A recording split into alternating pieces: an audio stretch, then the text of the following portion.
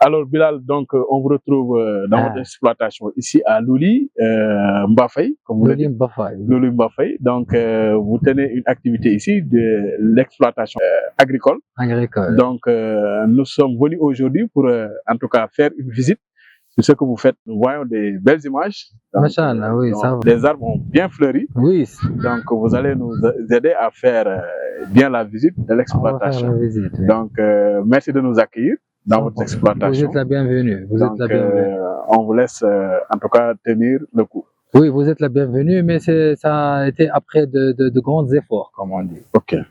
Alors, c'est pas facile de démarrer une nouvelle culture dans un endroit qui n'est pas dédié pour cette culture, par exemple, parce qu'au Sénégal, ça, on est dans le bassin arachidien. Oui, effectivement. Et les gens, ce qu'ils ont exploité, le papaye par exemple, ils l'ont exploité au bassin des Niayes, comme on dit, là-bas, à Boro et Noto.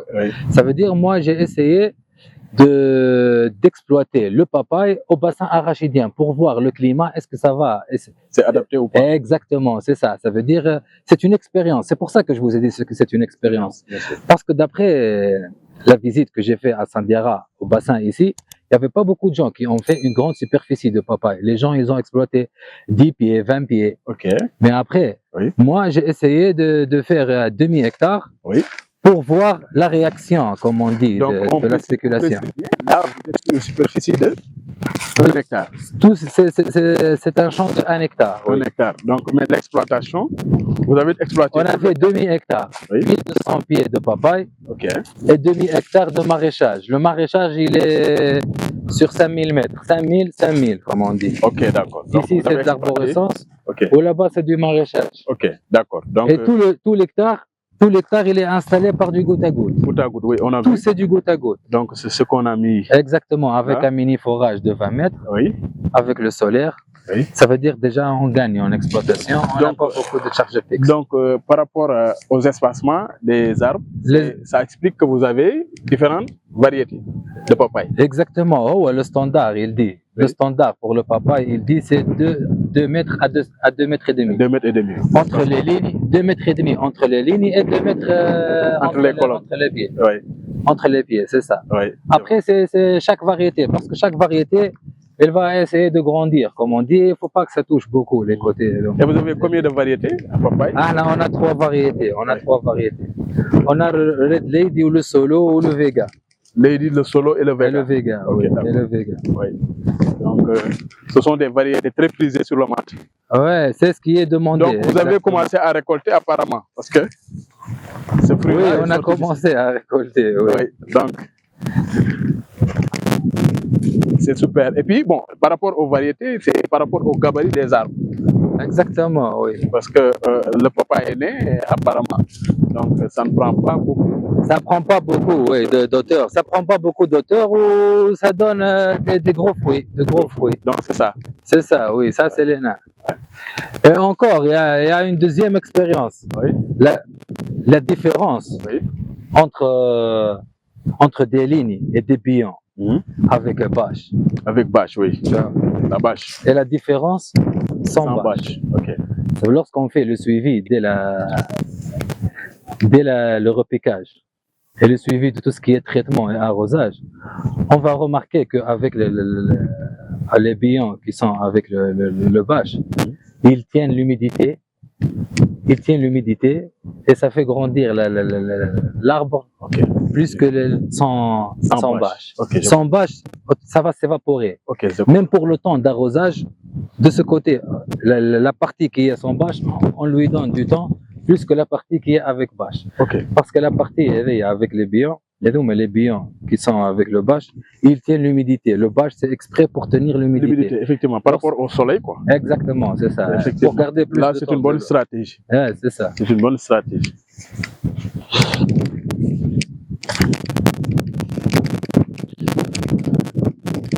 Et j'espère que aussi vous n'avez pas des insecticides.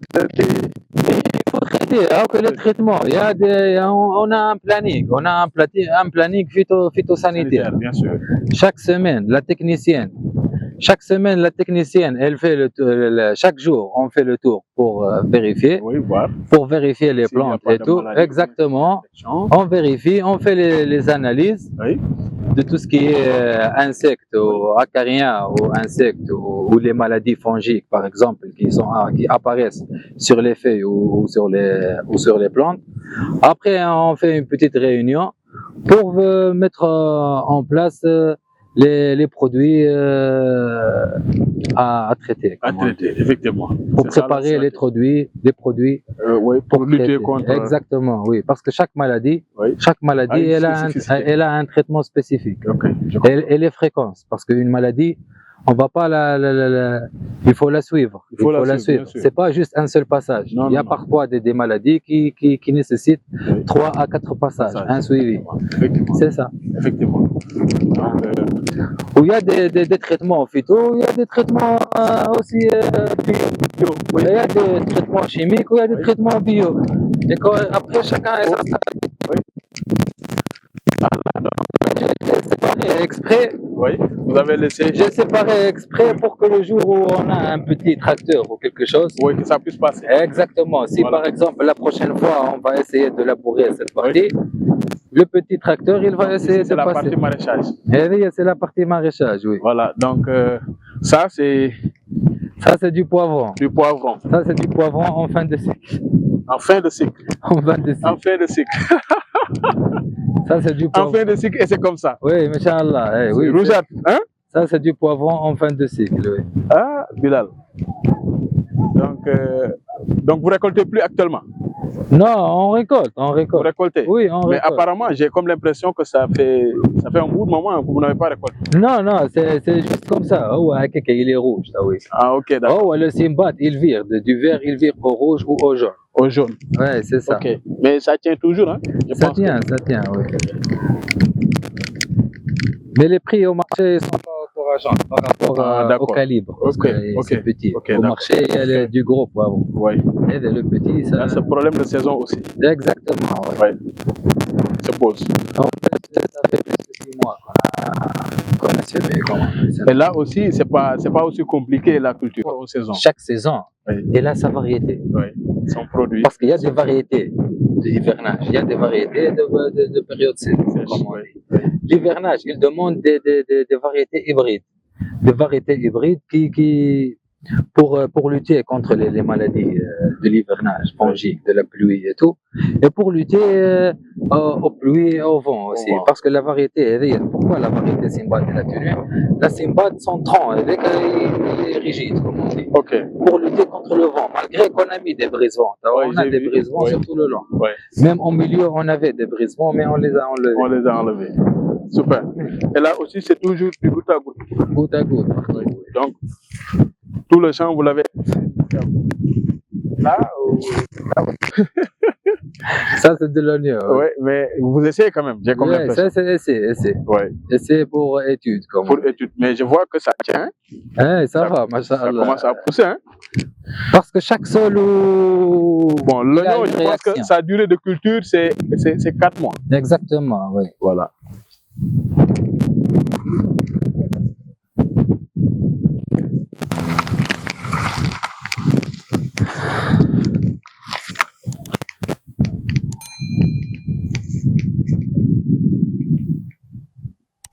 C'est ça, le forage que vous avez? Avec le mini forage. Donc, le champ, vous l'avez alimenté avec le forage. Oui, c'est un mini forage qu'il a mis dans le champ.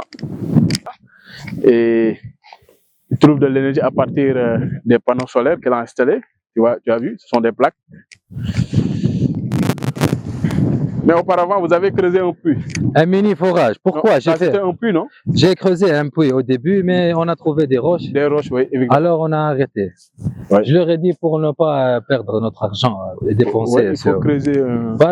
On va faire un mini forage. Un mini forage, c'est bien. J'ai fait juste 20 mètres. Pourquoi? Juste pour atteindre, je voulais atteindre la nappe douce.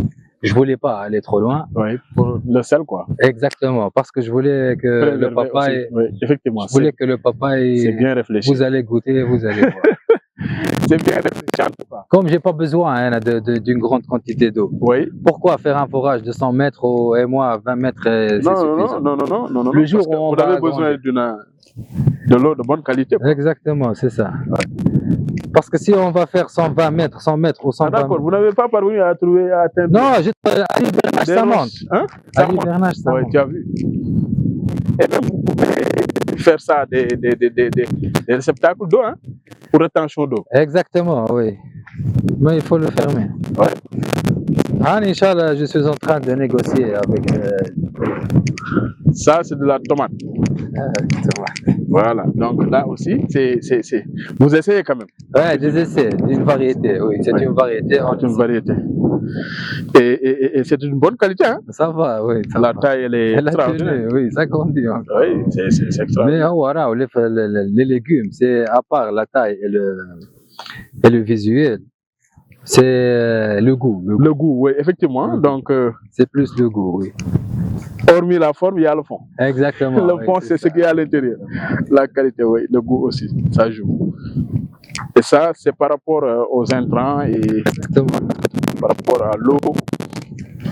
Tout ça, ça influe par rapport à les résultats que vous allez avoir. Exactement. L'arrachage. La papaye est votre culture favorite. Voilà, j'ai entendu parler que on va voir. On va voir, bien sûr. On va voir. D'après les calculs, oui. Théoriquement, c'est rentable. Et c'est rentable, effectivement. Inch'Allah, on va attendre la partie. Par exemple, les gens ils sont en train de demander Bilal, papaye, Bilal, papaye. Bien sûr, voilà. Bien sûr. Et le kilo, c'est combien? Suivant la qualité. Par exemple, il y a le premier choix. Moi, j'ai du premier choix. Oui. Lorsqu'on dit premier choix, c'est beau. Oui. C'est beau, c'est pas, il n'y a pas de problème, il n'y a pas de maladie, il n'y a pas de. Exactement. Premier choix, c'est entre 600 et 700. Oui, tu as vu. 600, 700, 800, suivant la période. La période, oui. Hein? Maintenant, il y a le pastèque et le melon. Oui, là, c'est la concurrence. Oui. C'est la concurrence avec pastèque melon. Vous avez compris? Oui, c'est ça la période. Le fruit qui est seul au marché, automatiquement, son prix il va augmenter. Oui, ça passe. Lorsqu'il n'y avait pas de pastèque et melon, le papaye, il est à 1000 francs. 1000 francs, oui. Lorsque le pastèque et melon, ça commence à arriver, il va descendre à 700. Oui. Lorsque les mangues ils vont devenir juillet, août aussi, oui. ça va diminuer encore un peu. Oui. C'est ça, Yann. Il faut savoir jongler avec. Exactement, c'est ça. Et suivant les quantités. Et les prix, c'est suivant les quantités aussi. Oui, effectivement. Plus on augmente les quantités, c'est normal que le prix va diminuer. Pour encourager les messieurs à acheter. Oui. En plus, c'est une étude de demi-hectare avec 1200 pieds. C'est pour calculer les rendements, pour se préparer si un jour on pense à l'export aussi. Oui, pour faire l'export. C'est ça l'export. On va essayer de faire une partie pour la partie locale. Oui, pour comprendre les rouages. Et essayer de faire l'export. Lorsqu'on fait l'export, on fait gagner l'agriculteur et le pays. Oui, bien sûr. Vous avez compris? Bien sûr. Ça veut dire les deux. Il y a de l'emploi qui va se créer. Exactement. Il y a des devises qui vont se créer. Exactement. Il y a des opportunités, il y a beaucoup de choses qui vont se créer. Quoi. Oui, c'est ça. Donc, en tout cas, c'est extraordinaire. Et puis, bon, je précise aussi que vous êtes tunisien. Je suis tunisien, oui. Oui, tunisien. Je suis tunisien, oui. Ça fait 2 ans que je suis. Ça fait 2 ans que vous êtes au Sénégal. Oui, au Sénégal. Au Sénégal. Je suis venu pour travailler en industrie, mais après, j'ai remarqué que le secteur de l'agriculture il est en expansion. Pourquoi pas? Oui, bien sûr. Et moi, ça fait 15 ans que je suis dans le domaine. Okay. Ça veut dire que j'ai sorti de ma zone de confort. Oui. C'est bon. Maintenant, je peux prendre le risque. À la base, vous êtes technicien? Je suis ingénieur électromécanique. Et à mon dernier poste, c'était directeur industriel. Super. Ça veut dire que j'ai passé par tous les postes. Ok. Production, méthode, commerciale. J'ai une idée sur tout ce qui est négociation, commercial, marketing. Super. C'est pour ça que j'ai pas perdu beaucoup de temps. Oui, vous comprenez beaucoup de choses. Exactement. J'ai anticipé avec les fournisseurs, avec la main-d'œuvre, tout ce qui est communication, les procédures, j'ai créé tout. Oui. Ouais, et maintenant, il y a 2 hectares derrière. Donc, je suis en train de négocier et voir, peut-être, subhanallah. Oui. On peut faire l'extension. Si ça marche, si ça va marcher. Vous allez faire une extension. Si ça va marcher, Inch'Allah, avec le papa, et ça va donner un bon rendement. Non, Inch'Allah, ça va donner. Comme prévu. Et donc, les 2 hectares, je les ai réservés. J'ai dit, je connais le village. j'ai réservé les 2 hectares pour voir si peut-être on peut faire l'extension. Comme ça, comme c'est collé, jumelé, c'est plus facile pour moi d'exploiter. C'est mieux de se déplacer vers un autre champ. Vous avez compris. En plus, donc, et maintenant, comment vous avez vu en tout cas la qualité de notre sol? Masha'Allah. Cette partie, c'est Masha'Allah. Comment on va remarquer que le sol il est bon? Lors des ramifications. Par exemple, venez voir. Ici, par exemple, le poivron. Déjà, vous avez fait la remarque. Vous avez dit que comment ça se fait que le poivron, il a fait presque une année. Ça, c'est la qualité du sol. On avait des pays qui ont commencé ici à... Vous avez fait beaucoup de culture dessus. C'est la première. C'est la première campagne, mais là-bas, c'est la deuxième campagne. Mais le gombo, malgré que c'est deuxième campagne, le gombo, même pas un mois, il a commencé à produire. Ah bon? Ici, la plante, elle a tenu plus que 6 mois, plus que 2 campagnes avec des fruits, avec des ramifications. Ça, c'est la qualité du sol. Et ça tient encore aussi, regardez par exemple ici, le pied, Masha'Allah. Masha'Allah. Qu'est-ce que c'est? Ça, c'est une ramification. Cette ramification, ça dépend de la qualité du sol. Bien sûr. C'est le sol, c'est lui. Regarde, nous, on a fait un semis d'1 pied, et Dieu, il nous donne 3 pieds, et le sol, il nous donne 3 pieds. Masha'Allah. Ça veut dire parfois, lorsque vous perdez un pied et vous l'arrachez, il ne faut pas pleurer. Il faut dire c'est pas grave. Hamdoullah, j'ai encore, il me reste encore. Lorsque tu dis Hamdoullah, Dieu il te donne 3. C'est comme ça l'agriculture. Il ne faut pas être stressé.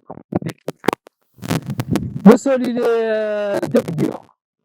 Il est dur. Il est sableux. Sableux, oui. Vous avez compris? Donc il y a toutes les formes de sable. Exact. Il est argileux, sableux, de façon que... Parce que le papa, il aime l'eau. L'eau, évidemment. Et si c'est trop argileux, il va causer des problèmes. Si c'est trop sableux aussi, il ne va pas tenir l'eau. Ça, c'est dès que dehors, c'est au milieu. Ça veut dire, lorsque vous arrosez, il va tenir l'eau, il ne va pas déranger la plante. Ou ça va lui laisser l'eau qui est suffisante pour la semaine. Les fruits sont bons, hein? Avec que c'est du sucre, avec qui sort de... Bien sûr. J'ai vu. Voilà. C'est du sucre. Avec que c'est du sucre, oui. Parfois, les mouches, lorsque les mouches se mettent, elle est... J'espère que vous avez mis des épouvantails. De l'autre côté, oui. Moi, comme les drapeaux. Les drapeaux, c'est à la place des épouvantails. Voilà. Où j'ai un épouvantail de l'autre côté. Voilà, c'est ça. Je l'ai mis. Et vous avez cultivé. C'est des mon frère. C'est une clôture avec brise-vent. Brise-vent, bien sûr. Clôture avec brise-vent. Oui, avec des grilles en fer et il faut fermer jusqu'en bas pour ne pas laisser les ravageurs entrer. Entrer, effectivement. Effectivement. Oui, c'est ça. Et de l'autre côté, qu'est-ce que vous avez mis? De l'aubergine. De l'aubergine. C'était de l'aubergine. Elle a fini sa saison. Ok, d'accord. Et là, vous avez rayé ça. J'ai fait là-bas de l'aubergine et j'ai essayé à la période d'hivernage, j'ai essayé un peu de gombo. De gombo. Lorsque j'ai vu que c'était bon, regarde comment. Vous avez compris, Tao, comment je fais J'essaye toujours des petites superficies. Je comprends comment ça marche. Je vois la réaction du sol. Un bon rendement. Hop, je leur ai dit la prochaine fois, on a fait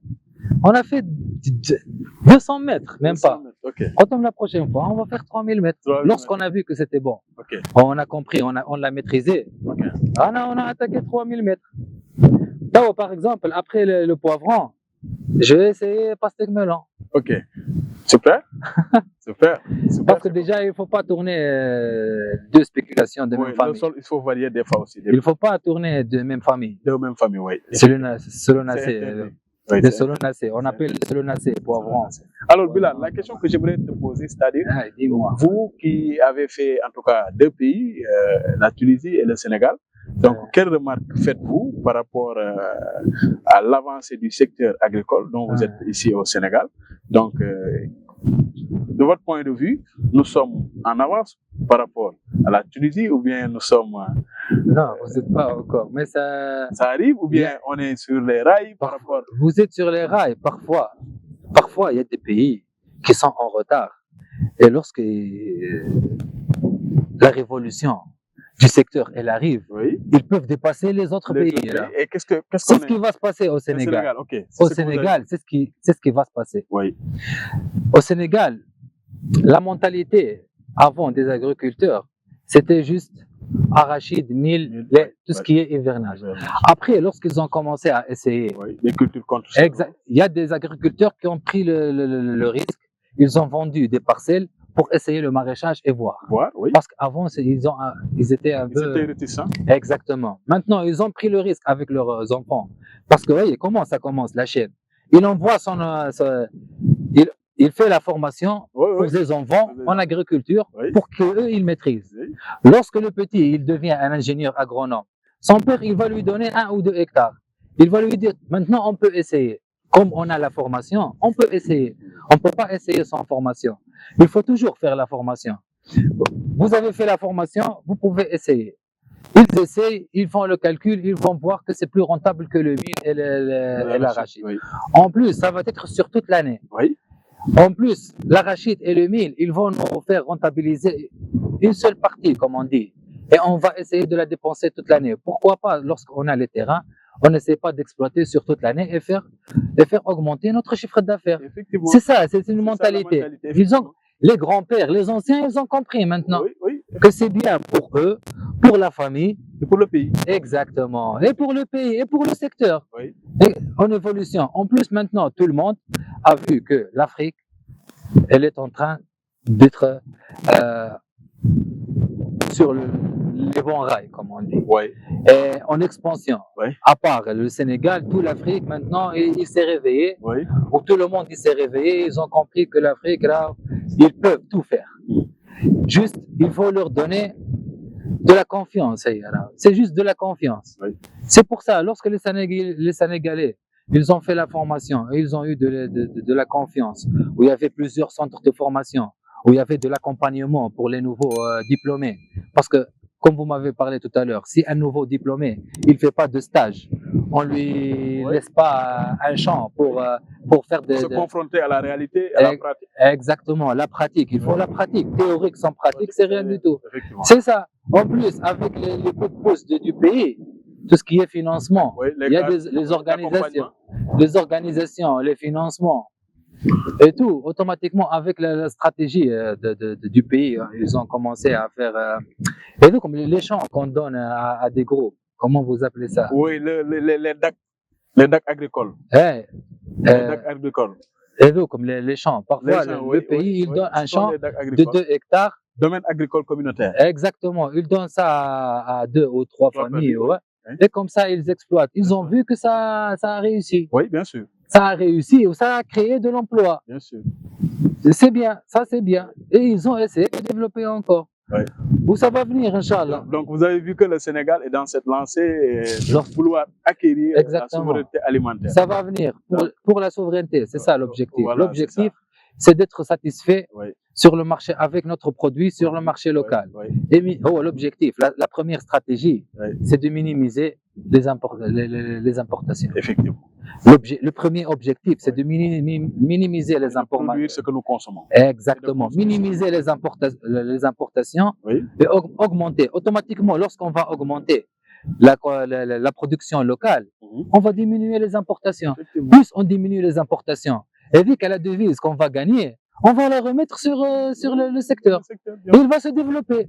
Et lorsque nous, on voit qu'il y a beaucoup d'étrangers, des Espagnols, des Hollandais, des Italiens qui sont en train de s'installer automatiquement. Il y a quelque chose là-dedans. Exactement, ça veut dire qu'il y a du potentiel. Il y a du potentiel. C'est ça. Effectivement. C'est ça, à mon avis, c'est ça. Donc, Bilal, vous aussi, donc, comme actuellement, vous êtes sur une exploitation, une superficie d'1 hectare, et vous êtes en train, en tout cas, de faire des essais, comme vous le dites. Oui. Donc, quel est votre point de vue, quel est votre ressorti, quel sentiment vous avez après avoir exploité cette superficie-là? Donc, après, comme vous dites, 1 an d'exploitation, vous avez 1 an d'exploitation sur cette... Oui, 1 an d'exploitation. 1 an d'exploitation. Sur ce site d'1 hectare. Sur ce site d'1 hectare. Donc, quel est votre... C'est pas de la location, c'est propriété privée. Oui, vous êtes propriétaire privé, effectivement. Non, parce qu'il y a deux volets, deux formes. Oui. Il y a des gens qui louent pour exploiter, il y a des gens qui achètent pour exploiter. Là, vous êtes propriétaire. Comme c'est une petite superficie, on a opté pour un achat. Et après, lorsqu'on a vu, après l'exploitation, on a remarqué que pour avoir des grands bénéfices, il faut des grandes superficies. Des grandes superficies. Mais d'après ce que vous avez exploité, la superficie que vous avez exploitée, oui. Le rendement, il est positif? Le rendement, il est positif. Ok, oui. d'accord. Par rapport au marché, c'est positif. C'est ce que je voulais savoir. Ce que je pouvais vous dire, que un hectare, c'est rentable. C'est rentable pour un effectif bien défini. Oui. Et pour des dépenses bien définies. Effectivement, c'est bien. Parce que la rentabilité, c'est par rapport aux dépenses. Aux dépenses. La rentabilité, c'est pas comme ça. Parce qu'il y a deux volets et deux paramètres à surveiller. Deux volets d'investissement. Il y a les investissements de famille. Les familles qui investissent dans leur champ. Ça veut dire qu'il n'y a pas de charge fixe. C'est eux qui font tout. Ils font le labour, ils font la semis, ils font le traitement, ils font tout. De façon, même s'ils vendent à 200 francs, ils n'ont pas de souci. Mais quand vous Par contre, lorsqu'une exploitation qui a des charges fixes, du personnel à payer, il faut faire un bon calcul. Oui, effectivement. C'est ça. C'est un bon montage. Oui. Il faut faire un bon montage. Exactement. Il faut bien calculer pour ne pas avoir des soucis. Des soucis, effectivement. Pour tout ce qui est bilan.